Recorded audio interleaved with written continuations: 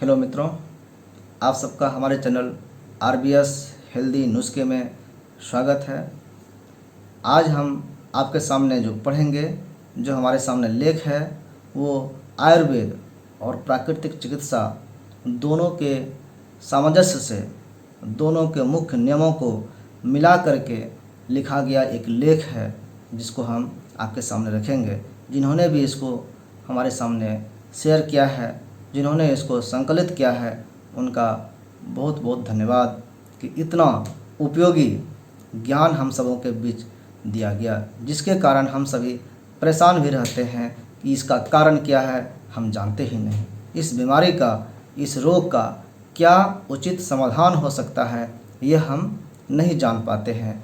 चक्कर लगाते हैं, परेशान होते हैं डॉक्टरों के घर में।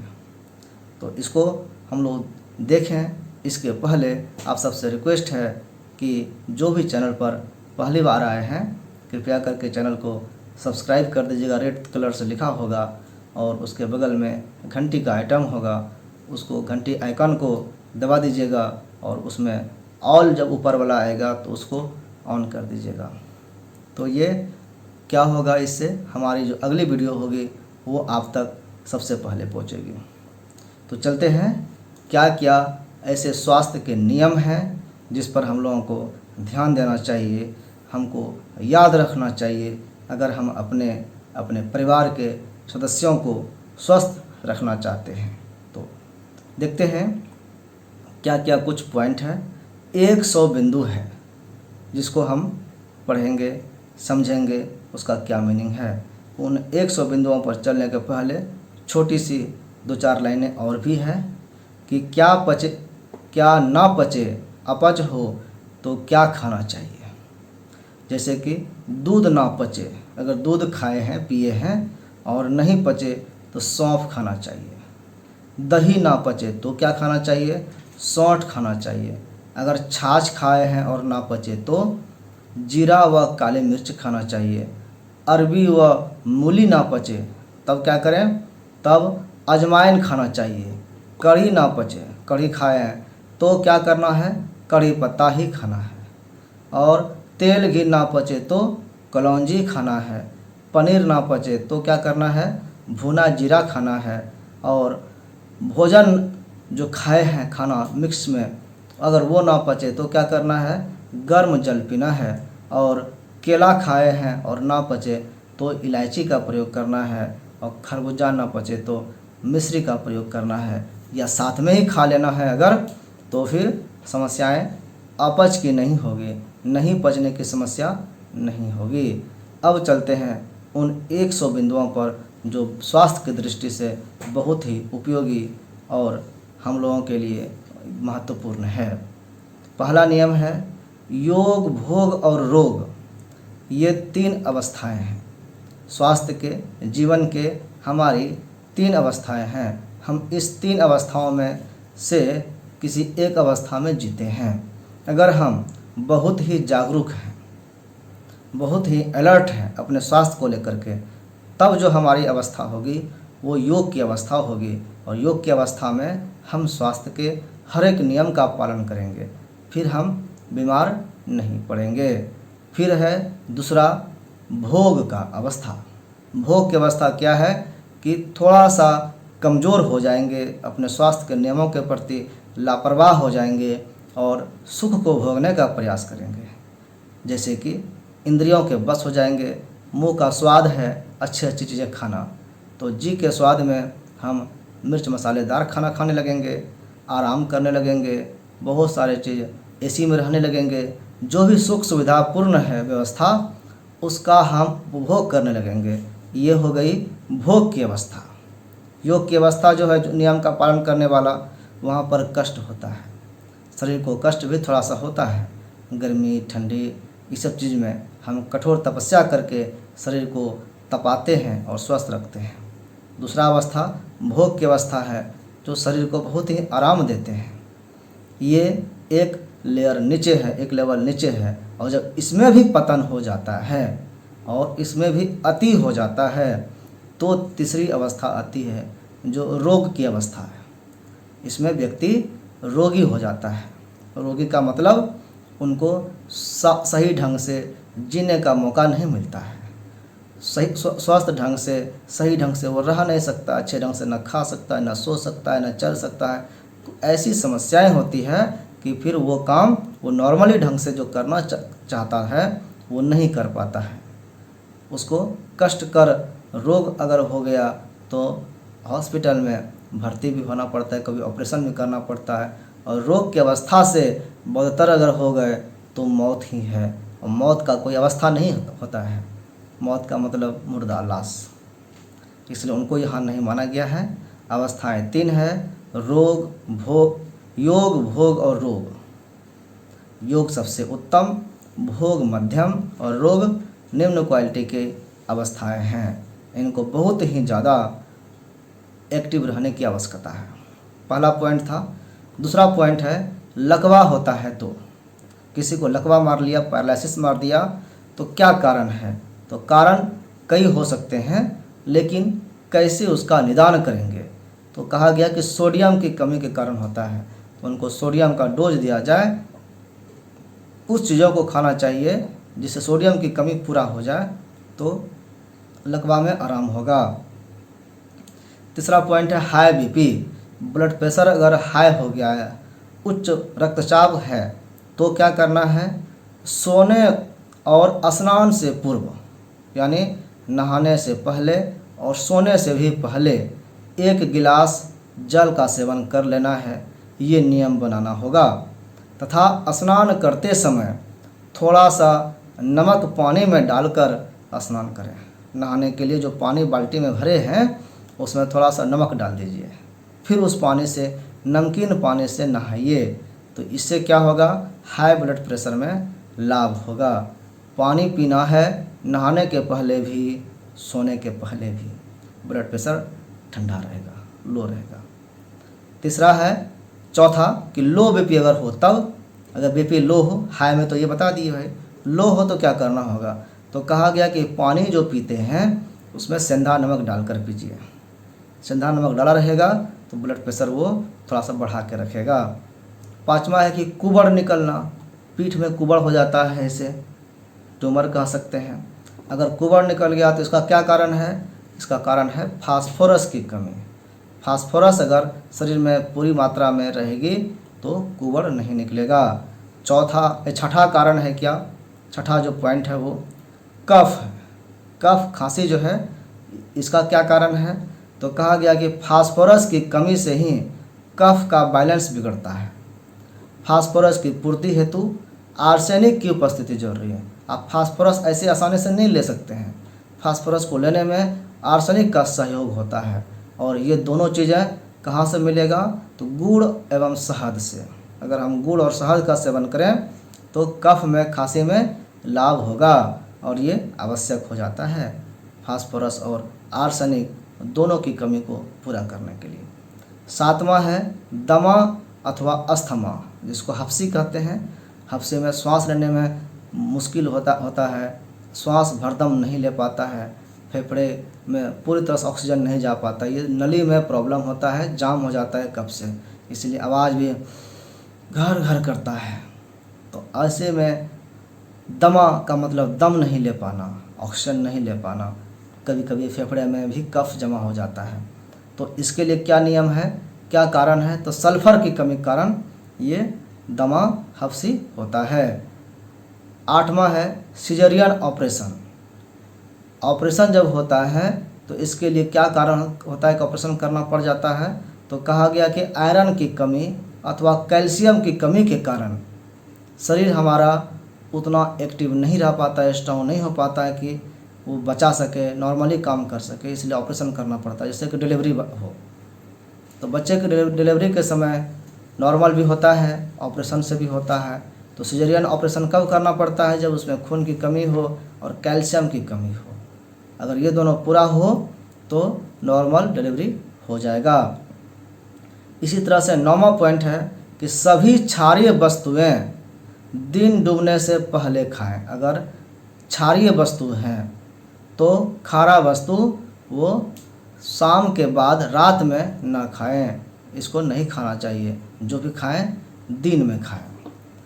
और 10वां पॉइंट है कि अम्लीय वस्तुएं, जो खट्टी वस्तुएं हैं, वैसे वस्तु जो खट्टा है अथवा फल है, फल में भी एसिड रहता है, खट्टापन रहता है, कुछ पका हुआ जो बहुत रहेगा तभी मीठा रहेगा, अन्यथा खट्टापन उसमें रहता है। तो ऐसी वस्तुएं भी दिन डूबने से पहले खाना चाहिए, विशेष करके सुबह के टाइम में। फिर है 11वां कि जम्हाई। जम्हाई को हाफी बोलते हैं। ऐसे हाफी लेना, अचानक मुंह खुल जाता है और लंबी श्वास हम लेते हैं। तो इसका मतलब क्या है? इसका मतलब है शरीर में ऑक्सीजन की कमी हो गया है और अचानक बॉडी समझता है कि अब कोई ऑक्सीजन का मात्रा इतना चाहिए थोक में, तो ऑटोमेटिक मुंह खुलता है और लंबी श्वास एक बार में ले लिया जाता है। इसी को कहते हैं जम्हाई आना। फिर 12वां पॉइंट है जुकाम। सर्दी जुकाम जो होता है, तो इसके लिए कहा गया है कि जो प्रातःकाल जूस पीते हैं सवेरे सवेरे, वह उसमें काला नमक व अदरक डालकर पिए, तो जुकाम जो हो जाता है ठंडे चीज़ों से वो नहीं होगा। जो भी चीज़ पी रहे हैं सुबह में, उसमें थोड़ा काला नमक, थोड़ा सा अदरक डालकर अगर हम उसको पीते हैं तो उसके ठंडेपन का असर ख़त्म हो जाता है, जुकाम नहीं होता है। फिर है 13वां तांबे के पानी के बारे में। तांबा के बर्तन में, जग में पानी रख कर के नियम है कि रात भर उसको छोड़ दीजिए और सुबह में उस पानी को पीजिए। इसके बारे में कहा गया है कि तांबे का पानी जो है प्रातः खड़े होकर नंगे पांव पानी नहीं पीना चाहिए। सबसे पहले पानी तो पीना चाहिए बैठ करके, और खाली पैर नहीं पीना है। ये भी तांबे के पानी के लिए स्पेशल बात है कि तांबे का पानी अगर खाली पैर पीते हैं तो जो उसका ताम्रीय गुण है वो धरती में चला जाएगा, फिर कोई फ़ायदा नहीं करेगा। उसी तरह से 14वां पॉइंट है किडनी के लिए कि भूल कर भी खड़े होकर गिलास का पानी ना पिए। अगर हम खड़े खड़े पानी पीते हैं, जो आजकल एक कल्चर बन गया है खड़ा होकर के भी पानी पीना, बोतल से डालकर पानी पीना, तो इसका प्रभाव किडनी पर पड़ता है। इसीलिए आजकल किडनियां जो है ज़्यादा फेल होने लगी है, किडनी पर असर पड़ता है। डायरेक्ट दिखता नहीं है कि वहाँ होता होगा, लेकिन एक साइंटिफिक चीज़ है ये। हमारे यहाँ आयुर्वेद में, प्राकृतिक चिकित्सा में जो भी रिसर्च हुआ है वो साइंटिफिकली है, वो प्रूवन है। इसलिए इसको मानना चाहिए कि खड़े होकर पानी पीने से किडनी पर भी असर पड़ता है। मान लीजिए खड़ा पी रहे हैं तो लोग कहते हैं कि उसका असर तो यहीं तक हुआ, यहाँ से तो फिर नली से नॉर्मली गया, लेकिन उसका एक इम्पैक्ट पड़ता है जो हमारे दोनों तरफ किडनी है इस पर उसका असर होता है, ऐसा माना गया है। इसीलिए किडनी भी फेल करने में इसका योगदान है। फिर है 15 नंबर कि गिलास एक रेखी होता है। गिलास आप जो भी देखे होंगे ऐसे सीधा सीधा उसमें एक रेखा वाला लाइनिंग होता है, तो इसलिए कहा गया है कि एक रेखी होने के कारण तथा इसका सरफेस टेंस अधिक होता है, सरफेस एरिया। गिलास अंग्रेज़ों अथवा पुर्तगाल की सभ्यता से आई है, ये बर्तन जो है उधर से आई। हमारे यहाँ लोटा चलता था, अतः गिलास का पानी नहीं पी करके लोटे का पानी पीने के लिए प्रेफरेंस दिया गया है। अगर लोटे से पानी पीते हैं तो पानी का सरफेस टेंस अलग होता है और वो ऐसे बूंद के आकार में, जैसे बूंद गोल मात्रा में होता है, लोटा भी गोल होता है, तो उसका एक अलग इफ़ेक्ट होता है। ऐसे कोई सीधा सीधा तो उसको समझ नहीं सकता है कि ऐसा होता होगा, विश्वास करना थोड़ा मुश्किल है, लेकिन ऐसा कहा गया है कि लोटे का पानी पिए। लोटे का कम सरफेस टेंस होता है, ऊपर में सरफेस एरिया कम होता है, ऐसे सिकुड़ा रहता है, नीचे में पानी बहुत ज़्यादा रहता है। 16 नंबर पॉइंट है कि अस्थमा, मधुमेह, कैंसर से गहरे रंग की वनस्पतियां बचाती है। हम जो हरे साग सब्जी खाते हैं इसमें बहुत जो डीप कलर का हरा होता है वो ज़्यादा फायदा करता है। और क्या ज़्यादा फायदा करता है? तो वह अस्थमा से भी बचाती है, मधुमेह से भी बचाती है और कैंसर से भी बचाती है। वो कैंसर, मधुमेह हो गया डायबिटीज़ शुगर, और अस्थमा हो गया हफ्सी दमा वाला, इन सब से बचाने का काम करता है वो डीप कलर वाला खाना जो गहरे रंग का होता है। सब्जियां वास्तु के अनुसार है कि ये अगला पॉइंट है कि हम जो भी घर वगैरह बनाते हैं वास्तुशास्त्र के टिप्स अथवा नियम के आधार पर बनाते हैं। कि किस दिशा में क्या होने चाहिए। तो उसके अनुसार जिस घर में जितना खुला स्थान होगा, खुला आंगन वाला बात बोल रहा है, उस घर के लोगों का दिमाग व हृदय भी उतना ही खुला होता है। आजकल आप देखेंगे कि घर जो होता है फ्लैट होता है, फ्लैट में खुला स्पेस कहीं नहीं रहता है। आप देखेंगे कि आंगन नहीं होता है आजकल, आंगन का जो जगह है उसको भी ढाल दिया जाता है, तो खुला स्पेस तो बचा नहीं, तो सब तरफ से पैक हो जाता है। तो इसका एक साइकोलॉजिकल इफ़ेक्ट बताया गया है कि जिस तरह से हम घर को पैक कर देते हैं छत से, ऊपर से, आसमान से, उसी तरह से हमारा मन भी, हमारा दिल भी पैक हो जाता है। हमारे मन में फिर दया की भावना और किसी के प्रति अच्छा व्यवहार ये नहीं रह पाता है। हमारा दिमाग और दिल दोनों पैक हो जाता है, यानी हम संकुचित माइंड के हो जाते हैं। जबकि पहले के लोगों का घर जो होता था, चाहे वो खपड़ेल हो, झाड़ फूस का हो, तो छोटा सा घर होता था, रूम होता था, बीच में बड़ा सा आंगन होता था। उसका क्या इम्पैक्ट था, हमारा दिल भी बड़ा था, कोई भी आए आराम से हम खाना खिला सकते थे, उनके साथ अच्छा व्यवहार कर पाते थे। आज ऐसा नहीं है, आज हम बहुत ही स्वार्थी हो गए हैं, हमारा माइंड जो है वो छोटा हो गया है, हम सिर्फ अपने लिए सोचने लगे हैं। तो वास्तु के नियम का एक प्रभाव है, ऐसा कहा जा रहा है कि हमारे घर जो हैं वो जिस तरह से बने होते हैं उसका प्रभाव हमारे दिल और दिमाग पर पड़ता है। 18 नंबर पॉइंट है कि परंपराएं वहीं विकसित होगी जहां जलवायु के अनुसार व्यवस्थाएं विकसित होगी। जैसा जलवायु है वैसी परंपराएं वहां पर विकसित उसके अनुसार हो रही है, तो वो सांस्कृतिक परंपराएं हमेशा टिकाऊ रहेगी, क्योंकि वो हमेशा परिस्थिति बस वैसा करेंगे और वो कभी उनको विरोध नहीं होगा। जैसे कि ठंडे के दिनों में ऊनी कपड़े पहनना, गर्मी के दिनों में सफ़ेद कपड़े पहनना, कॉटन का पहनना, तो ये जो है एक जलवायु के हिसाब से उसको परिवर्तन कर दिया गया है। तो लोग ऐसा ही हर बार करेंगे और ये परंपराएं वर्षों सदियों तक चलेंगे, ये टूटेगा नहीं। इसीलिए कहा गया कि परंपराएं वहीं विकसित होगी जहां जलवायु को ध्यान में रख करके इनको व्यवस्थाएं बनाने वाले लोग सोचेंगे। फिर 19 पॉइंट है कि पथरी, अर्जुन के छाल से पथरी की समस्याएं ना के बराबर रह जाती है। यानी अर्जुन का छाल जो होता है, कहू का छाल, उसका छाल हृदय रोग में तो काम करता ही है, वो पथरी में भी काम करता है। 20 नंबर में कहा गया है आरओ का पानी। आरओ का पानी जो हम लोग पी रहे हैं आजकल, नेचुरल पानी को छोड़ करके जो भूमिगत जल का हम लोग प्रयोग करके डायरेक्ट पानी पीते थे, अब वो ना पी करके फिल्टर करके पानी पी रहे हैं। फिल्टर में भी क्या कि उसके केमिकली जो कुछ आवश्यक चीज़ है उसको हटा करके, तो इसका पानी नहीं पीने के लिए सलाह दी गई है। आरओ का पानी नहीं पीना चाहिए, क्योंकि यह जो गुणवत्ता है उसको स्थिर नहीं रखता है।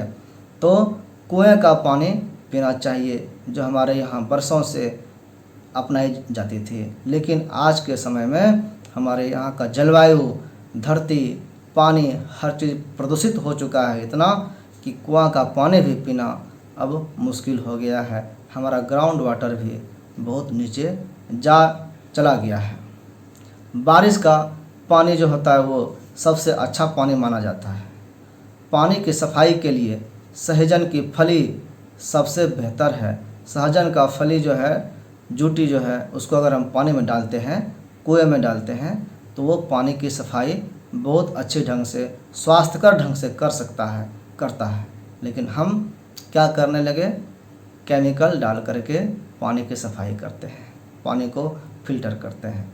यही हमारे लिए अभी शरीर के लिए कमजोरी का एक पहचान बन गया है और शरीर के इम्यूनिटी को कमज़ोर कर रहा है। 21 नंबर पॉइंट है सोकर उठते समय हमेशा दाईं करवट से उठना चाहिए, दाएं तरफ हो करके तब उठना चाहिए। ये नियम है, जिधर का स्वर चल रहा हो उधर करवट लेकर उठें। एक तो नियम है कि नहीं जान रहे हैं तो दाएं तरफ से उठें। दूसरा नियम है कि ये स्वर जो है, हमारा 2 स्वर होता है, नाक से हम श्वास लेते हैं, एक लेफ्ट से, दूसरा है राइट से। तो आप देखेंगे कि ज़्यादातर समय एक ही नाक से फुल श्वास चलता है, एक नाक हमेशा भारी रहता है, थोड़ा सा कम श्वास जाएगा, उससे कुछ ना कुछ जाम रहता है। जैसे कि ये देखिए हमारा बायां नाक जो है अभी भारी हुआ, ये फ्री है, तो अभी क्या हुआ, राइट तरफ हमारा नाक खुला हुआ है। तो ये कहा गया यहाँ पर कि जो स्वर खुला है यानी दाएं तरफ खुला है तो उस तरफ ही करवट लेना है। दाएं तरफ खुला है तो दाएं तरफ ऐसे करवट होइएगा तो बायां नाक भी फ्री हो जाएगा, और दायां नाक तो फ्री है ही, और तब उठना है। ये उठने का, करवट लेने का एक नियम बताया गया है। फिर है 22 नंबर, पेट के बल सोने से हर्निया, प्रोस्टेट, अपेंडिक्स इसकी समस्याएं आती है। पेट के बल नहीं सोना चाहिए, यहाँ ये बताया गया, क्योंकि पेट के तरफ में सारे सॉफ्ट ऑर्गन होते हैं। सॉफ्ट ऑर्गन पर जब प्रेशर बॉडी का पड़ता है तो वो कमज़ोर होता है, इसलिए सोना चाहिए चित्त ऐसे पीठ की तरफ सोना चाहिए, अथवा करवट लेकर के सोना चाहिए, ऐसे नहीं सोना चाहिए। ऐसे सोने से पेट पर बल पड़ेगा तो अपेंडिक्स की समस्या हो जाएगी, और प्रोस्टेट की लड़कों में समस्या होती है, और फिर हर्निया का भी समस्या होता है, ये भी ज़्यादातर लड़कों में ही होता है। अपेंडिक्स का कॉमन है, दोनों में होता है। 23 नंबर पॉइंट है, भोजन के लिए किस दिशा में भोजन करना है, तो पूर्व दिशा में, यानी पूरब की ओर मुख करके भोजन करना उचित माना गया है। और पढ़ने के लिए अगर बैठना है तो किस दिशा की ओर मुँह करके पढ़ना चाहिए, तो उत्तर दिशा की ओर। अगर हम उत्तर मुँह करके पढ़ते हैं तो हमको ज़्यादा याद रहता है, ज़्यादा अच्छा से समझ में आता है। ये नियम वास्तु के हिसाब से बताया गया है। उसी तरह 24 नंबर पॉइंट है, HDL बढ़ने से क्या होगा, तो मोटापा कम होगा। जो व्यक्ति सूखने लगता है उसमें LDL बढ़ता है, तो HDL अगर बढ़ेगा तो मोटापा कम होगा, HDL अगर घटेगा तो LDL बढ़ेगा तो मोटापा बढ़ेगा। LDL व VLDL कम होगा जब मोटापा बढ़ेगा तो, या बड़ा कम घटेगा तो। इन सब का एक दूसरे से बैलेंस बना रहता है, एक बढ़ता है दूसरे को घटाता है। इस तरह का ये समस्याएं होती है, ये ब्लड टेस्ट में पता चलता है। गैस की समस्या होने पर भोजन में अजवाइन मिलाना शुरू कर देना चाहिए, अजवाइन का प्रयोग करना चाहिए, इससे गैस की समस्याएं कम हो जाती है। चीनी के अंदर, चीनी जो हम लोग खाते हैं उसके अंदर सल्फ़र होता है, जो सल्फ़र पटाखों में प्रयोग होता है, यह शरीर में जाने के बाद बाहर नहीं निकलता। एक बार जो शरीर में चला जाता है ये केमिकल, वो शरीर में फ्रीज होता है, जाम हो जाता है। इसलिए चीनी खाने से चीनी के साथ साथ हमारे शरीर में सल्फ़र भी चला जाता है, और सल्फ़र जब शरीर में जाता है तो पित्त बढ़ता है। पित्त बढ़ने का अर्थ है कि शरीर में जलन का समस्या होगा। जलन वो कहीं भी हो सकता है, स्किन में हो सकता है, हाथ पैर में हो सकता है, यूरिन में, पेशाब में हो सकता है, या आँखों में भी जलन हो सकता है। जलन होने का मतलब, फीवर होने का मतलब पित्त बढ़ना आयुर्वेद में कहा गया है, और ये एक कारण इसका जो है सल्फ़र है। और सल्फ़र किस माध्यम से जा रहा है हमारे शरीर में, तो चीनी के माध्यम से। इसीलिए मीठा खाने के लिए गुड़ का प्रयोग करना चाहिए, चीनी का नहीं। 27 नंबर पॉइंट है, सुक्रोज हजम नहीं होता है। हम सुक्रोज, फ्रुक्टोज, ग्लूकोज ये सब चीज़ कार्बोहाइड्रेट का रूप है, तो आप इसको यहाँ पर कहा गया आपको कि सुक्रोज जिसमें होता है अगर हम वो खाते हैं तो वो हमको नहीं पचता है। फ्रक्टोज हमको हजम होता है, फ्रक्टोज हमको खाना चाहिए, या नहीं तो सुक्रोज फ्रक्टोज में कन्वर्ट होगा तभी हमको पचेगा। और भगवान की हर मीठी चीज़ में फ्रक्टोज होता है। जितने फल और नेचुरली प्राप्त मीठे फल, मिठाई होते हैं, वैसे में फ्रुक्टोज होता है जो आसानी से पचता है, लेकिन जो आर्टिफिशियल चीज़ होता है उसमें सुक्रोज होता है जो पचता नहीं है, यानी वो मीठा किसी काम का नहीं होता है। अब बात के असर में नींद कम आ जाती है, 28 नंबर पॉइंट है। बात रोग अगर शरीर में बढ़ा तो बात का मतलब हवा, चंचलता बढ़ना, बेचैनी बढ़ना। अगर आप बेचैन रहेंगे तो नींद कहाँ से आएगी, नींद तो शांति में आएगा ना। तो बात बढ़ने का अर्थ है कि नींद कम आना। किसी को नींद नहीं आ रही है तो इसका कारण है कि इनको वात रोग हो गया है। कफ के प्रभाव में अगर किसी को, चूँकि आयुर्वेद में वात पित्त कफ की चर्चा है, अगर कफ बढ़ गया है तो व्यक्ति प्रेम अधिक करता है, उसमें गुरुत्व हो जाता है, भारीपन आता है, उसका एक ग्रेविटी बढ़ता है, तो वो प्रेम भी ज़्यादा करने लगता है। कफ के असर में, अब कफ के असर में क्या होगा कि भारीपन बढ़ेगा, आलसपन आएगा, तो पढ़ाई कम होने लगती है, पढ़ाई पर ध्यान कम जाता है। ये 30 नंबर पॉइंट है। 31 नंबर पॉइंट है कि पित्त के असर में पढ़ाई अधिक होता है। जब पित्त बढ़ेगा तो भले जलन हो, फीवर हो, ये सब चीज़ हो, लेकिन पढ़ाई उसमें अधिक होता है, क्योंकि मन तीव्र होता है, जागरूक हो जाता है। आँखों के रोग जैसे कि कैटरेक्ट्स, मोतियाबिंद, ग्लूकोमा, आँखों का लाल होना आदि ज़्यादातर रोग जो है ये कफ के कारण होता है। कफ के कारण ही आँख में किच्ची वाइट वाइट आने लगता है।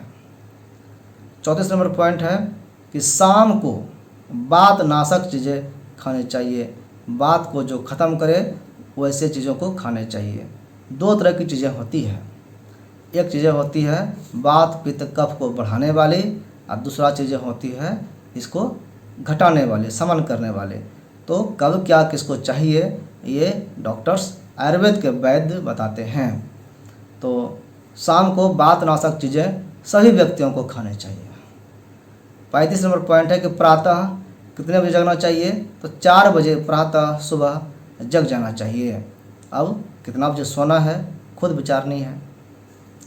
36 है कि सोते समय जब सो रहे हैं तो रक्त दबाव सामान्य या सामान्य से कम होता है। नॉर्मली जो दिन भर हम एक्टिव रहते हैं, चलते फिरते हैं, तो जो हमारा ब्लड प्रेशर है सोते समय थोड़ा सा कम हो जाता है, क्योंकि शरीर जब स्थिर रहता है तो, और सोते भी हैं तो ऐसे फ्लैट होकर सोते हैं, तो पंप करने के लिए बहुत फोर्स दिल को नहीं लगाना पड़ता है, तो ब्लड प्रेशर स्वाभाविक रूप से घट जाता है। आप जब न पाएंगे, सो करके उठेंगे, ब्लड प्रेशर न पाएंगे तो ब्लड प्रेशर आपका लो रहेगा, और जैसे ही दौड़ करके आएंगे उस समय न पाएंगे तो नॉर्मल से हाई होगा।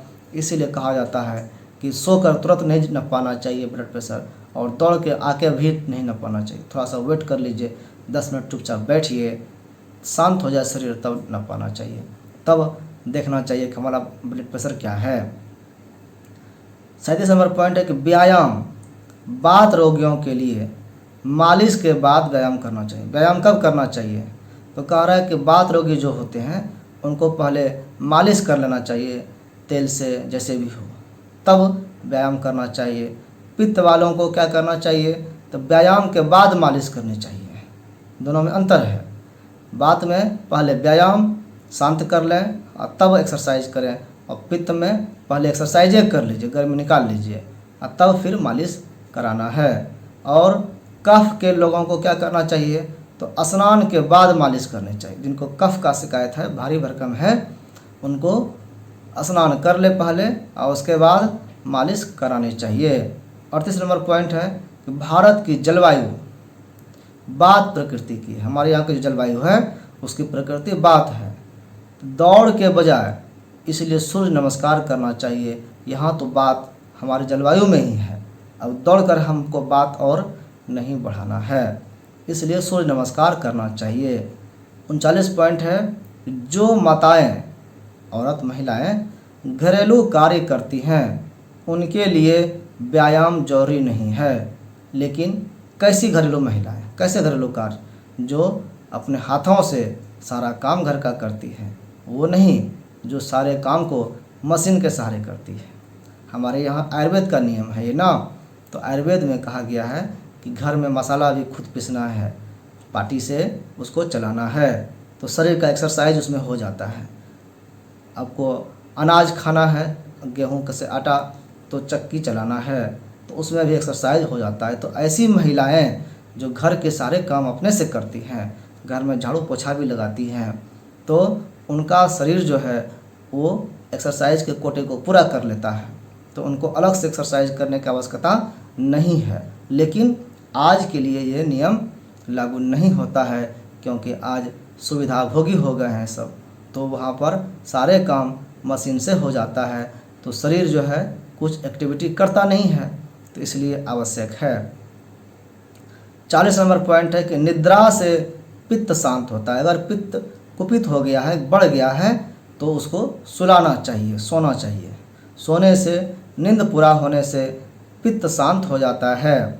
मालिश से क्या होता है, तो वायु शांत होती है। दर्द वगैरह हो और वायु जो वात है वो अगर बढ़ा हुआ है तो मालिश करने से शांत हो जाती है।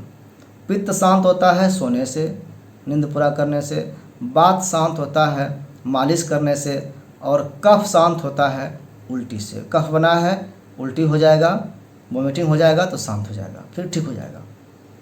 और उपवास से बुखार शांत होता है। अगर फीवर हो तो फास्टिंग करना चाहिए, उसमें खाना नहीं खाना चाहिए। ये प्राकृतिक चिकित्सा का नियम है। इसका उदाहरण दिया जाता है कि कोई जानवर भी है तो प्राकृतिक चिकित्सा के इन नियमों का पालन करता है। अगर उसको फीवर रहता है तो सबसे पहले वो खाना छोड़ देता है। खाना छोड़ता है इसलिए कि खाने को पचाने के लिए हमारे शरीर को मेहनत ना करना पड़े। मेहनत करे वो तो किसके लिए, इसलिए कि बुखार में जो भी बाहरी आक्रमण है उससे हमारा शरीर लड़ रहा है। लड़े और हमारे शरीर को ठीक करे पहले, तब फिर हम खाना खाएंगे। और खाने का काम नहीं, खाना खाना बस खाने भर का काम नहीं है। खाने को पचाने के लिए हमारा शरीर 3-4 घंटे तक उस पर वर्क करता है। अगर खाना खा लिए तो पचाने में मेहनत करेगा शरीर, बीमारी से लड़ने में मेहनत नहीं कर पाएगा और हम फिर बीमार ही रहेंगे, कमज़ोर होते जाएंगे। इसलिए इसका उपाय है लंघन अथवा उपवास। 41 नंबर पॉइंट है, भारी वस्तुएं शरीर का रक्तदाब बढ़ाती है, ब्लड प्रेशर को हाई करती है, क्योंकि उनका गुरुत्व अधिक होता है। हम भारी वस्तुएं खाएंगे तो हमारा शरीर भी भारी होगा। दुनिया के 42 नंबर पॉइंट है, महान वैज्ञानिक का स्कूली शिक्षा का सफ़र अच्छा नहीं रहा है। दुनिया में जितने भी अच्छे अच्छे महान वैज्ञानिक बने हैं उनके बारे में जब पढ़ा जाता है तो देखा जाता है कि उनका जो स्कूली शिक्षा है, प्रारंभिक शिक्षा जो है वो ठीक ठाक नहीं रहा है। कोई 8वां फेल है, कोई मैट्रिक फेल है, 2 बार 3 बार में पास किया है, यानी शुरू का जो जीवन उसका है वो बहुत अच्छा नहीं रहा है। बाद में वो अच्छा किया है, चाहे वह 8वीं फेल हो न्यूटन हो अथवा 9वीं फेल आइंस्टीन हो। न्यूटन भी 8वीं फेल हो गया था, आइंस्टीन भी 9वां क्लास में फेल था, लेकिन अमर हो गए। बाद में उन्होंने इतना मेहनत किया। जो शुरू से तेज होते हैं उनको अपने ऊपर घमंड होता है, वो धीरे धीरे मेहनत कम करने लगते हैं और फेल कर जाते हैं ज़िंदगी में।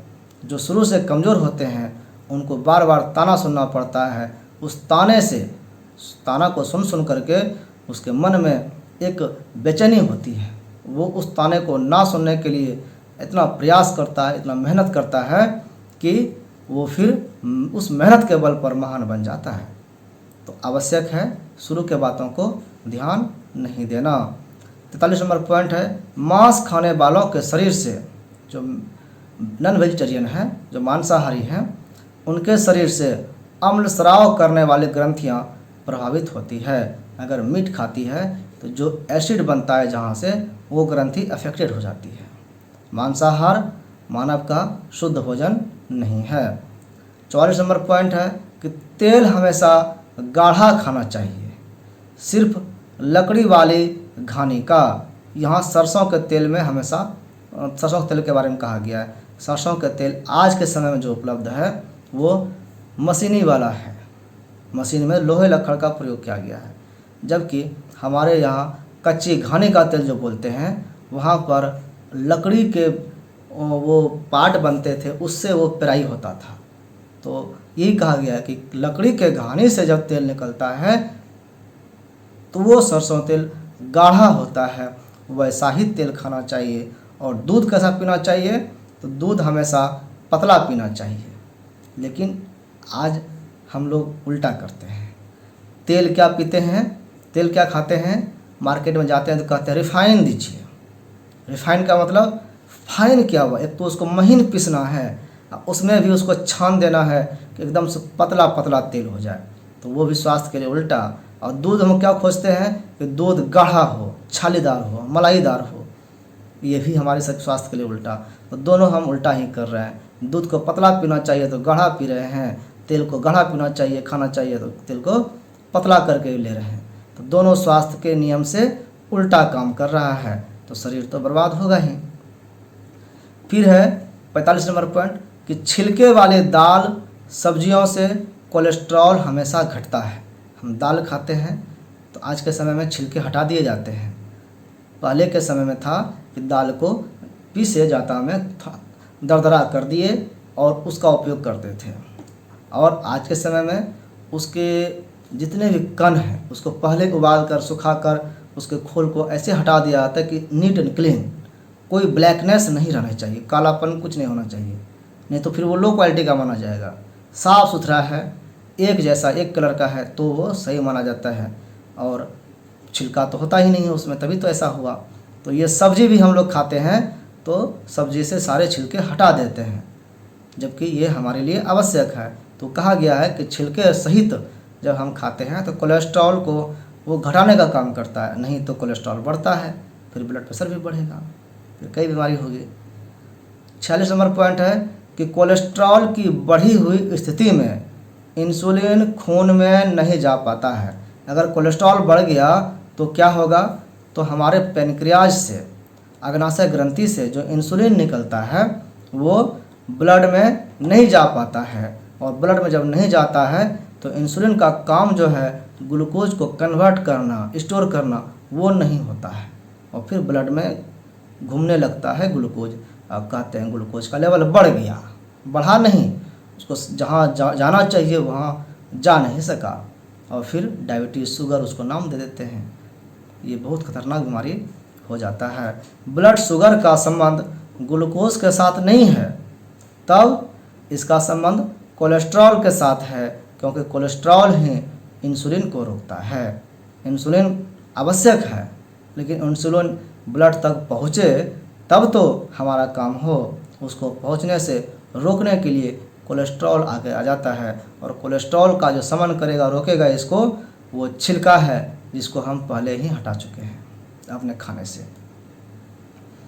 47 नंबर पॉइंट है कि मिर्गी दौरे में, अगर किसी को मिर्गी का दौरा आता है तो अमोनिया अथवा चूने का गंध सूंघाने चाहिए। अमोनिया का गंध पंजेंट होता है, अथवा चूना नॉर्मली हर जगह अवेलेबल होता है, लोग खैनी खाने वाले के पास तो रहता ही है, पान जो लगाता है उसके पास भी होता है। तो चूना का गंध सूंघाने से मिर्गी का जो चक्कर आया है, दौरा पड़ा है, वो ठीक हो जाता है, होश में आ जाता है। 48 नंबर पॉइंट है कि सिर दर्द में, अगर किसी का सिर दर्द कर रहा है तो एक चुटकी नौसादर व अदरक का रस रोगी को सूंघाने से सिर दर्द दूर हो जाता है या कम हो जाता है। 49 पॉइंट है कि भोजन के पहले मीठा खाने से, बाद में खट्टा खाने से शुगर नहीं होता है। मीठा खाना हो तो पहले खा लीजिए, बाद में खाना खाइए, अथवा खाना खा लीजिए उसके बाद खट्टा खा लीजिए, तो माना गया है कि शुगर नहीं होता है, इससे है तो कंट्रोल में रहता है। 50 नंबर पॉइंट है कि भोजन के आधे घंटे पहले सलाद खाएं, उसके बाद भोजन करें। ये नियम आजकल पालन कर रहे हैं लोग, पहले सलाद सर्व कर देते हैं, तो सलाद खाइए, भोजन आ रहा है, भोजन आता है, खाते हैं लोग। लेकिन आधा घंटा का जो गैप है ये नहीं होता है, लोग साथ में ही खाते हैं। लेकिन अगर पहले खाएं तो हमारा बॉडी एक्टिव हो जाता है खाना पचाने के लिए, लोग इसके लिए स्टार्टर का प्रयोग करते हैं। 50 पॉइंट हो गए, और भी 50 पॉइंट है, चूँकि हम लोगों को 100 पॉइंट बात करनी है तो वीडियो थोड़ा लंबा होगा, आप लोग बने रहें। 51 नंबर पॉइंट है कि अवसाद में आयरन, कैल्शियम, फास्फोरस इसकी कमी हो जाती है। अवसाद का अर्थ है डिप्रेशन, यानी हमारे अंदर जो निराशा का भाव हो जाता है, हम डिप्रेस्ड हो जाते हैं, सुसाइड करने की ओर अग्रसर हो जाते हैं, अथवा हम कुछ सोचने समझने की शक्ति नहीं रख पाते हैं। तो ऐसे में इन सब चीज़ की कमी होती है। तो अगर आयरन, कैल्शियम, फास्फोरस की कमी दूर हो जाए तो फिर अवसाद का जो प्रॉब्लम है वो दूर हो सकता है। इसके लिए फास्फोरस गुड़ और अमरूद में अधिक होता है, इसका प्रयोग करना चाहिए। पीले केले में, जो पीला केला हम लोग पका हुआ खाते हैं, आयरन कम और कैल्शियम अधिक होता है, तो कैल्शियम का पूरा वहाँ से हो सकता है। हरे केले में कैल्शियम थोड़ा होता है, थोड़ा कम होता है, लेकिन फास्फोरस ज़्यादा होता है।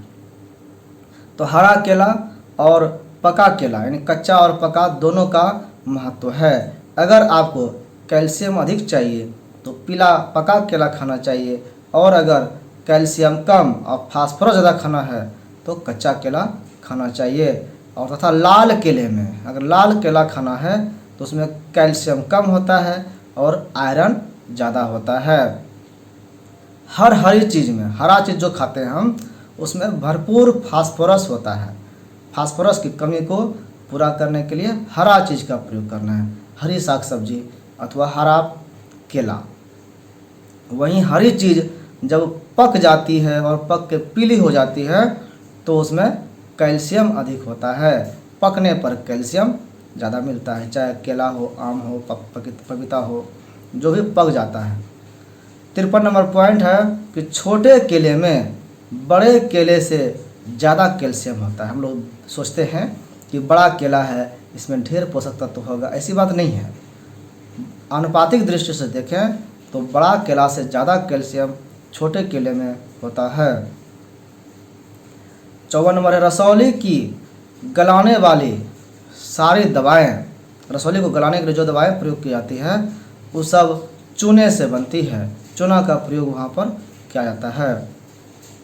हेपेटाइटिस ए से ई तक के लिए चूना बेहतर है, चूना का ज़्यादा प्रयोग किया जाता है अच्छी तरह से। 56 नंबर पॉइंट है एंटी टिटनेस के लिए हाइपेरिकम बोलते हैं, होम्योपैथी की दवा है। 200 नंबर की 2-2 बूंदें 10-10 मिनट पर 3 बार दें। अगर टिटनेस का किसी को शिकायत है तो, जैसे कि कुछ ऐसा चीज़ हो गया, लोहे से कट गया, तो वहाँ पर लीडम का उपयोग किया जाता है और हाइपेरिकम का भी उपयोग किया जाता है। 57 नंबर है कि ऐसी चोट जिसमें खून जम गया हो, चोट लगा हो, खून नहीं निकला हो, तो उसके लिए नेट्रम सल्फ, ये भी होम्योपैथी दवा है, 2-2 बूंद 10-10 मिनट पर 3 बार दें। बच्चा अगर है तो 1 बूंद पानी में डाल कर दें, तो वो जो खून जमा हुआ है वो हट जाएगा, मिट जाएगा, क्लॉट नहीं बनेगा। क्लॉट बना हुआ गल जाएगा, बिखर जाएगा। 58 नंबर पॉइंट है कि मोटे लोगों में, जो हेल्दी लोग होते हैं, कैल्शियम की कमी होती है, अतः उनको त्रिफला चूर्ण दें। 3 फल उसमें होता है त्रिफला में, हरा, बहरा और आंवला। उसी तरह से त्रिकुट भी है, त्रिकुट भी दे सकते हैं। त्रिकुट में 3 कटु है, कटु स्वाद वाले 3 चीज़ हैं, सौंठ, काली मिर्च और पीपली उसमें मिला होता है। तो मोटे लोगों में कैल्शियम की कमी को पूरा करने के लिए त्रिफला और त्रिकटु दोनों आवश्यक है। अस्थमा में नारियल देना चाहिए, नारियल खाने के लिए कहना चाहिए। नारियल फल होते हुए भी क्षारी होता है, इसका गुण क्षारी है, जो कि आप जानते होंगे कि नारियल जो होता है वो समुद्र किनारे होता है। दालचीनी प्लस गुड़ प्लस नारियल अगर देते हैं तो अस्थमा वाले को फ़ायदा होता है। 60 नंबर पॉइंट है चूना बालों को मजबूत करता है। चूना खाने से, चूना कैसे खाएं, तो छोटी सी मात्रा आप दूध में, दाल में डालकर खा सकते हैं, और गला हुआ चूना हो, वो सूखा चूना नहीं, जो गला हुआ चूना पान में उपयोग किया जाता है वो चूना। तो चूना बाल को मजबूत करता है और आँखों की रोशनी बढ़ाता है। आँख कमज़ोर है, बाल टूट रहा है, झड़ रहा है, बाल पक रहा है, तो इसका उपाय चूना है।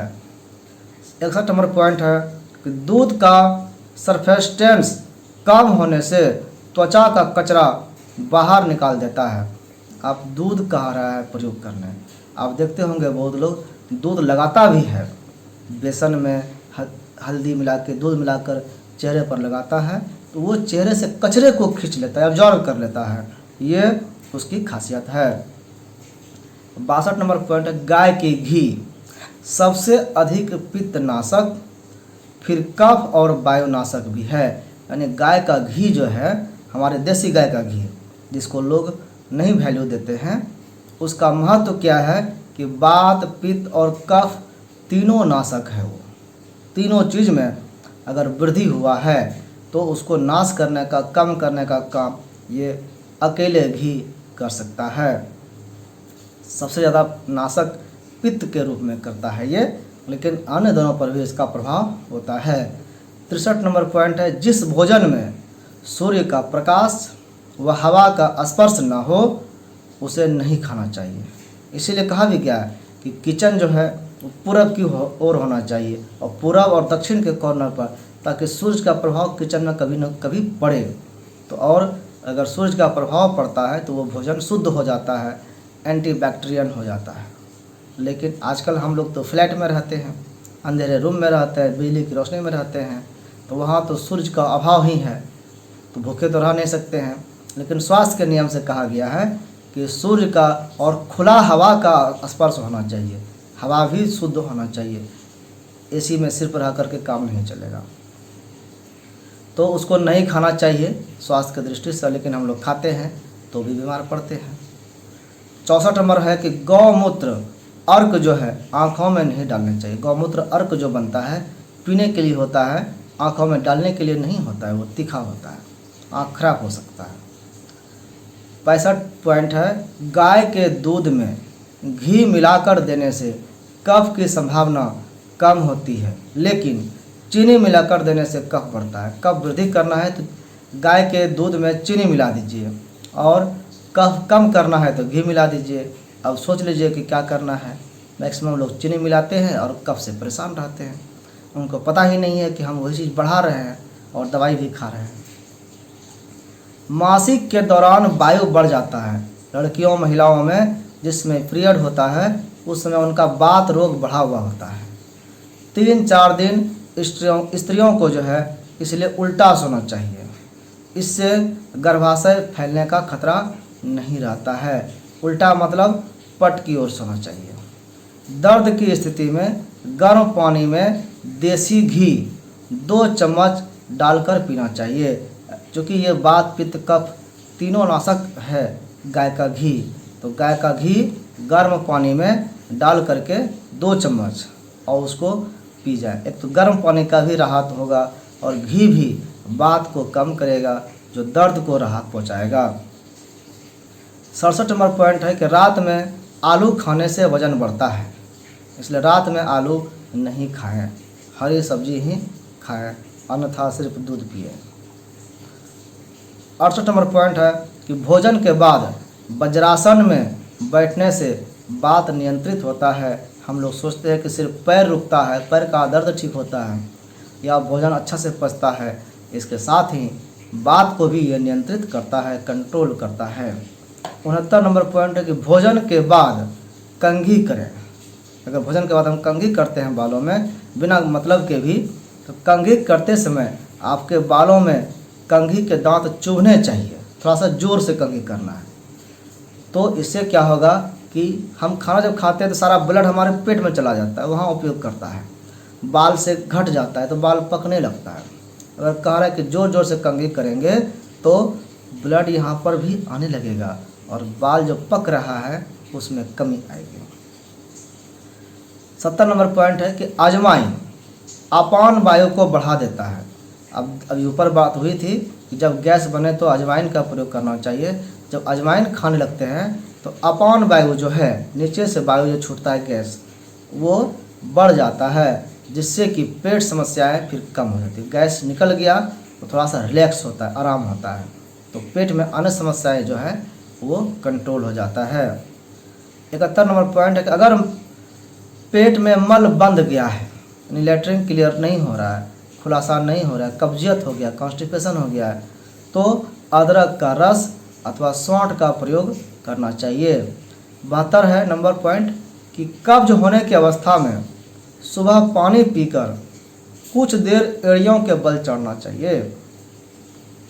पानी पी ले 2-4 गिलास, सुबह सुबह लेटरिन क्लियर नहीं हो रहा है तो और उसके बाद पैर को ऐसे करके एड़ी के बल पर कुछ दूर तक चलना चाहिए, ऐसे पंजा उठा करके। तो उससे वो जो बंधा हुआ मल है वो नीचे आएगा, लेट्रिन लगेगा और आसानी से लेट्रिन हो जाएगा। ये आवश्यक है। 73 नंबर पॉइंट है, रास्ता चलने अथवा श्रम कार्य करने के बाद थकने पर या धातु गर्म होने पर दाईं करवट लेटना चाहिए। अगर थक गए कहीं से चल का के कोनो काम करके तो लेटना चाहिए। किस तरफ? तो दाईं ओर लेटना चाहिए। दाईं ओर लेटने से थकावट जल्दी दूर हो जाता है। 74 नंबर पॉइंट है कि जो दिन में दाईं करवट लेता है तथा रात्रि में बाईं करवट लेता है उसे थकान व शारीरिक पीड़ा कम होती है। सोने का भी नियम है, रात को सो रहे हैं तो बायां तरफ सोना चाहिए। बाईं करवट सोने से वो शरीर स्वस्थ रहता है। और दिन में अगर सोना पड़े, थक हार कर सोए हैं तो बाएं नहीं सोना है, दिन में दाएं तरफ सोना है। ये स्वास्थ्य का सोने का नियम है, तो उसको कोई पीड़ा या ज़्यादा परेशानी नहीं होगी। 75 नंबर पॉइंट है कि बिना कैल्शियम की उपस्थिति के कोई भी विटामिन व पोषक तत्व कार्य नहीं कर सकते हैं, नहीं करते हैं। पोषक तत्व कितनों हम खा लें, शरीर में एब्जॉर्ब नहीं हो रहा है, उसका उपयोग नहीं हो रहा है। बहुत सारे लड़के शिकायत करते हैं गार्जियन कि हमारे बच्चे को कितना खिलाते हैं, सब कुछ देते हैं, टॉनिक देते हैं, शरीर लगता ही नहीं है, इसमें विकास हो ही नहीं रहा है। वहाँ पर कैल्शियम की कमी है, ये जान लीजिए। कैल्शियम कैटलिस्ट का काम करता है, उत्प्रेरक का काम करता है। उसकी उपस्थिति में सभी एक्टिव हो जाते हैं। जैसे कि इंचार्ज अगर नहीं हो कोई इंस्टीट्यूट में तो सभी कर्मचारी अस्त व्यस्त ढंग से काम करते हैं, सही से नहीं करते हैं। लेकिन जैसे उसके हेड आ जाए तो सारे काम सुचारू रूप से होने लगते हैं। वैसा ही कैल्शियम की अनुपस्थिति और उपस्थिति में होता है। फिर 76 नंबर पॉइंट है कि स्वस्थ व्यक्ति सिर्फ 5 मिनट शौच में लगाता है। लैट्रिन जाएगा तो 5 मिनट में क्लियर हो जाएगा, और ज़्यादा टाइम लग रहा है तो इसका मतलब समझ लीजिए कि स्वस्थ व्यक्ति नहीं है।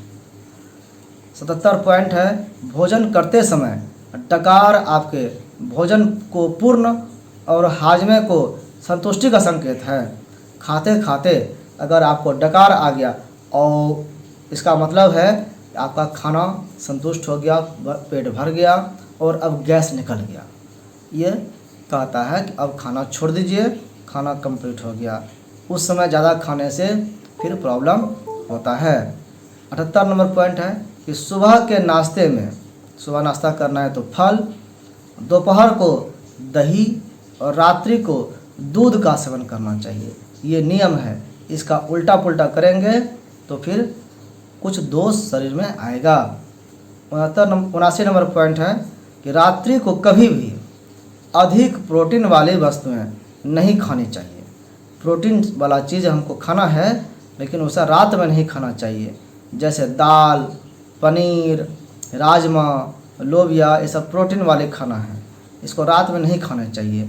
आप जानते हैं इसको खाने से फिर स्टोन की समस्या होने की चांस होने की जो गंभीरता है वो बढ़ जाती है, संभावना बढ़ जाती है।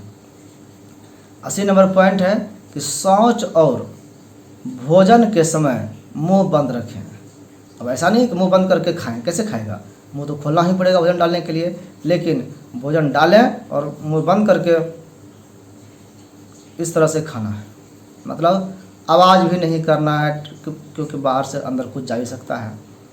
तो भोजन करने के समय भी और शौच करने के समय भी मुंह बंद रखना चाहिए। भोजन के समय टीवी नहीं देखना है। नहीं देखने का एक कारण ये भी बताया गया है कि अगर कुछ देख के खाते हैं तो खाने पर ध्यान नहीं रहता है और हम ओवर खा लेते हैं।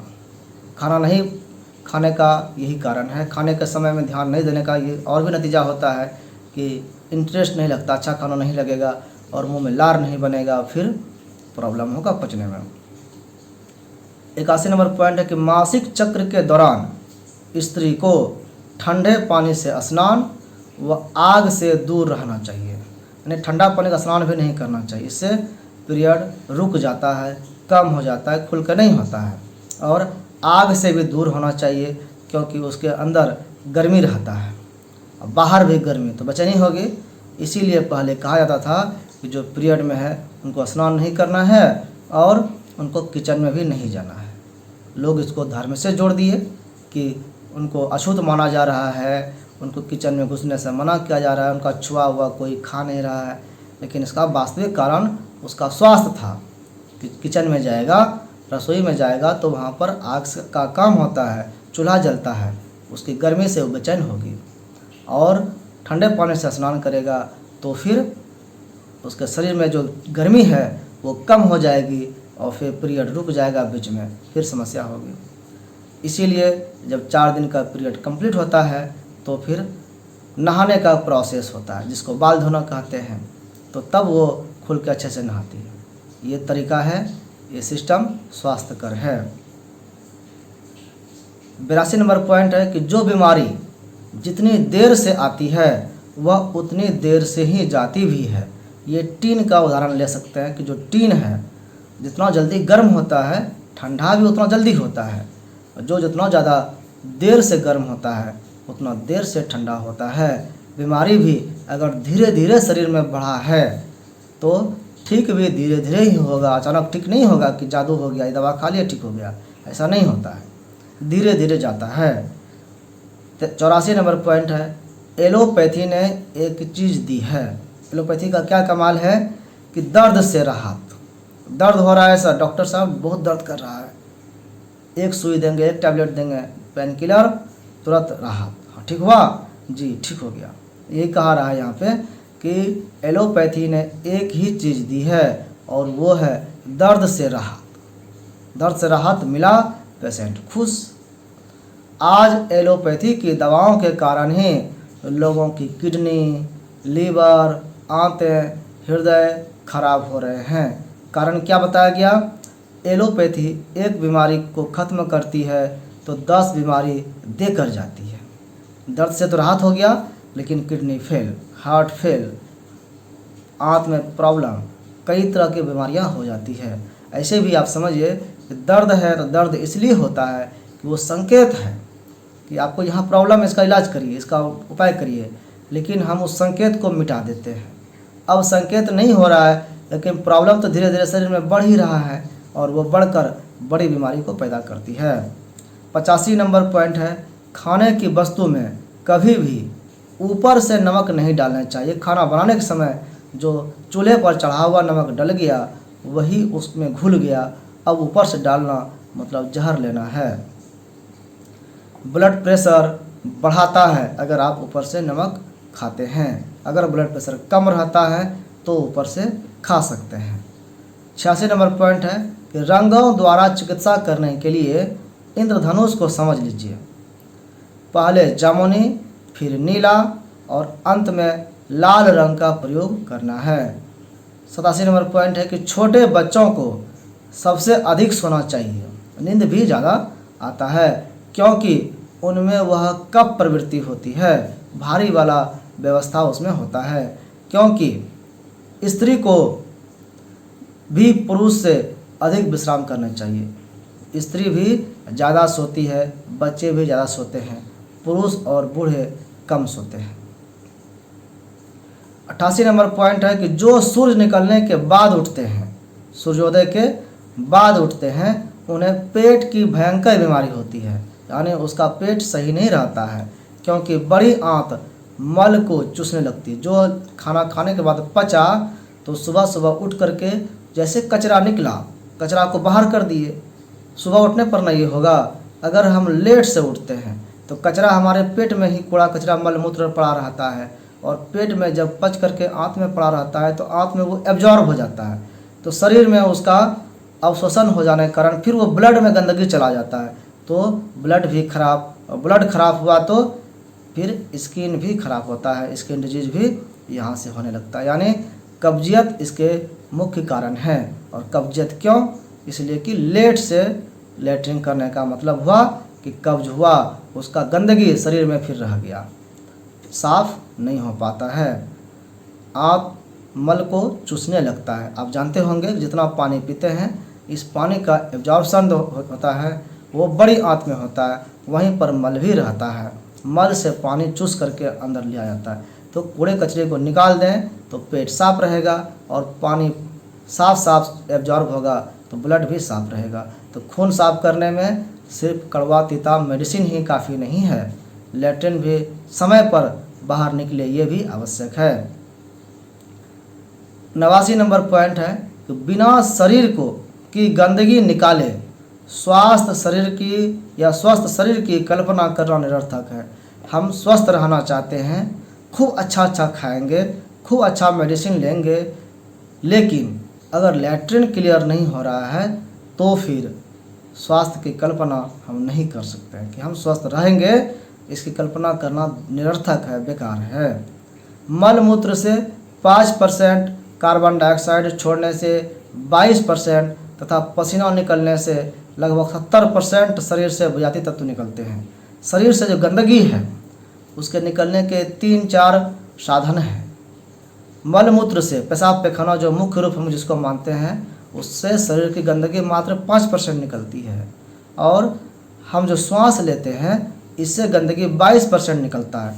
अब इसके लिए प्राणायाम करने की, योगा करने की ज़रूरत है। आसन प्राणायाम में हम श्वास लंबा लंबा लेते हैं और इसमें कार्बन डाइऑक्साइड शरीर से निकलता है तो 22% गंदगी को बाहर करता है। लेकिन 70% जो गंदगी है वो निकलता है पसीना से, और आज हम ऐसा काम करते ही नहीं जिससे पसीना निकले। दिन भर हम पंखे के बीच रहते हैं, पंखा चलते रहता है, पसीना सूखते रहता है, पसीना बॉडी से निकलता ही नहीं। बॉडी गर्म होगा तब ना पसीना निकलेगा। आज हम बॉडी को गर्म होने ही नहीं देते हैं तो पसीना बाहर निकला ही नहीं।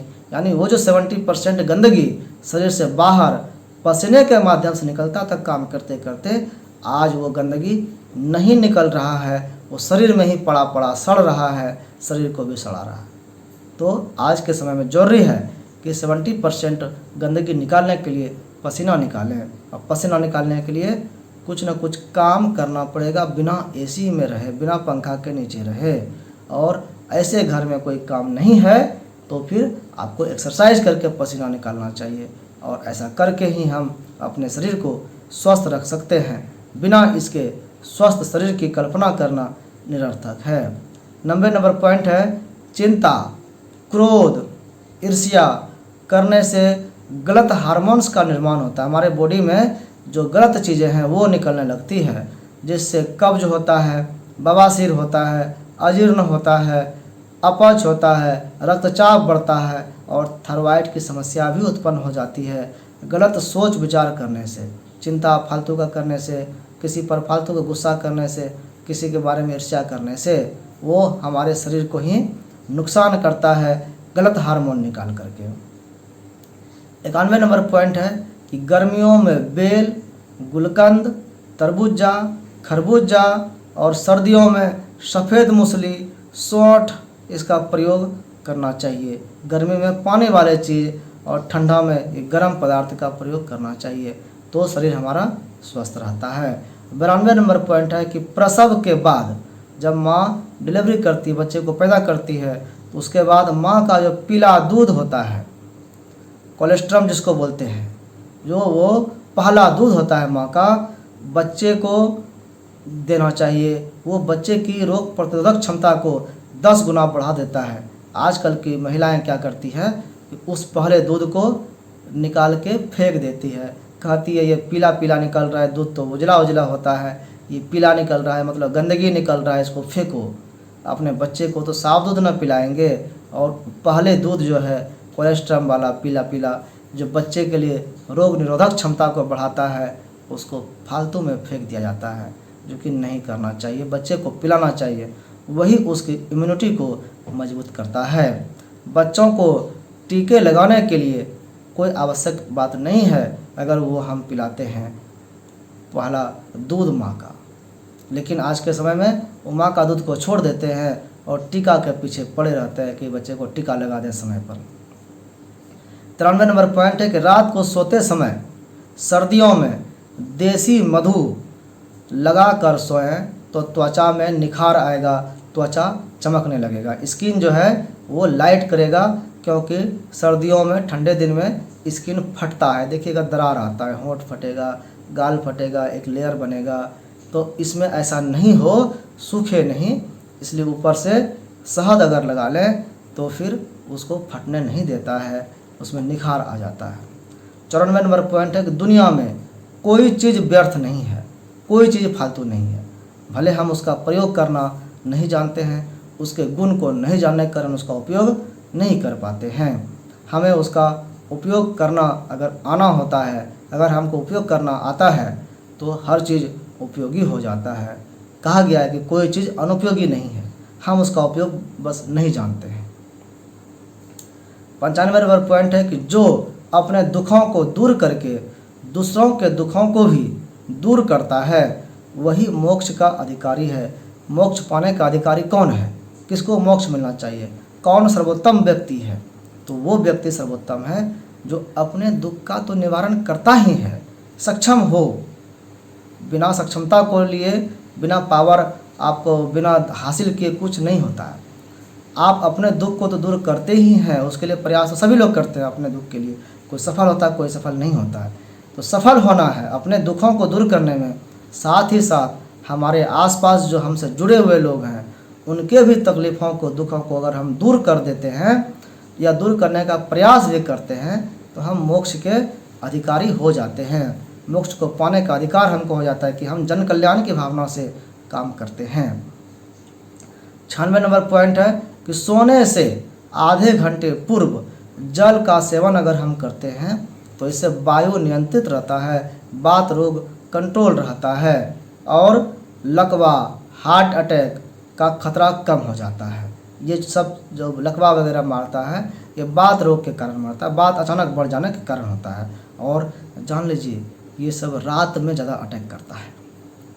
97 नंबर पॉइंट है कि स्नान से पूर्व और भोजन के बाद पेशाब करने जाने से रक्तचाप नियंत्रित होता है, इसलिए स्नान करने के पहले पेशाब कर लेना चाहिए और भोजन करने के बाद पेशाब करना चाहिए। इससे क्या होता है, ब्लड प्रेशर ऑटोमेटिक नियंत्रित रहता है। जैसे खाना खाए तो लोड बढ़ा तो थैली में अगर पेशाब भरा रहेगा तो पेशाब पर लोड बढ़ेगा तो वहाँ प्रॉब्लम होगा, तो पेशाब कर लेना चाहिए, ये नियम है। तेज धूप में 98 नंबर पॉइंट है कि तेज धूप में चलने के बाद, शारीरिक श्रम करने के बाद, शौच से आने के तुरंत बाद जल का सेवन निषिद्ध है। यानी तुरंत लैट्रिन करके आए, प्यास भी लग रहा है तो पानी नहीं पीना है, क्योंकि थोड़ा सा तो स्पेस, भाई पेट खाली हुआ है उसको रहने दीजिए, एडजस्ट होने दीजिए। दूसरा है कि शारीरिक श्रम किए हैं, शरीर गर्म है और तुरंत ठंडा पानी पी लिए, सर्दी हो जाएगा। थक करके आए हैं, धूप से तेज चल करके शरीर गर्म है, पानी पी लेंगे, बीमार पड़ जाएंगे, तबीयत खराब हो जाएगा, सर्दी खांसी हो जाएगा। इसलिए 3 काम में, गर्मी से आने पर, मेहनत वाला काम करने के बाद और टॉयलेट से आने पर पानी नहीं पीना चाहिए जब तक आप नॉर्मल नहीं हो जाए।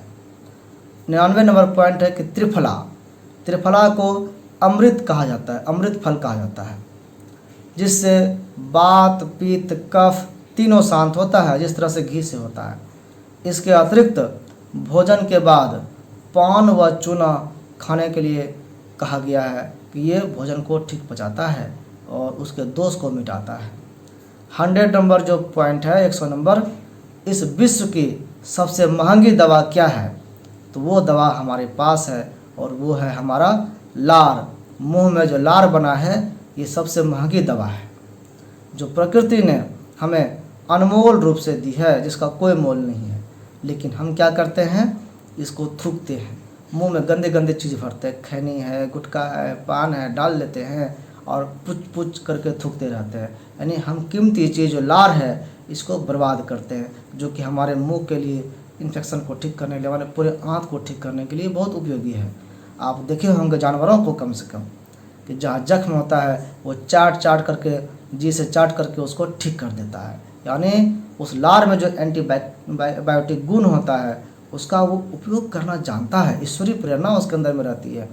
वो चाटता है, यानी वहाँ पर लार लगाता है और लार लगाने के कारण वहाँ कोई इन्फेक्शन नहीं होता है और जल्दी जख्म ठीक हो जाता है। जबकि हम लोग क्या करते हैं, लार लगाना तो दूर, इसकी बात भी सोचना बुरा समझते हैं।